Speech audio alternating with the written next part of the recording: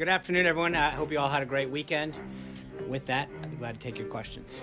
Any cooperation with Russia with regard to Syria is off the table, and if not, is it fair to say that the forthcoming anti-ISIS plan does include some sort of cooperation with Russia?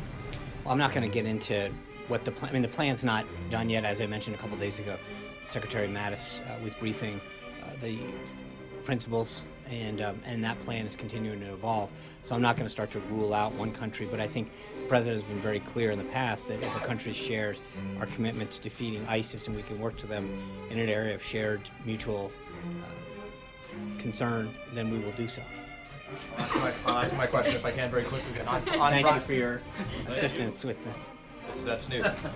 You spoke on behalf of the president, quoting him on the jobs report on Friday. Yeah. You said they may have been phony in the past, but it's very real now. I guess the question They are very real now. They are very real now. The question Just want to simply, make sure you get it right. when should Americans trust the president? Should they trust the president? Is it phony or real when he says that President Obama was wiretapped? Well, again, let's get back. I think there's two things that are important about what he said.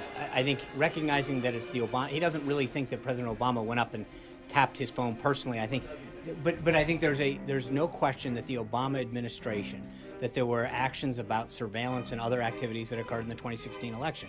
That is a widely reported activity that occurred back then. The president used the word wiretap in quotes to mean broadly surveillance and other activities during that. And that is, again, something, it is interesting how many news outlets reported that this activity was taking place during the 2016 election cycle, and now are wondering where the proof is. It is many of the same outlets in this room that talked about the activities that were going on back then. Thank you all. Be safe tomorrow with the snow. Thank you very much. Take care. Stay safe.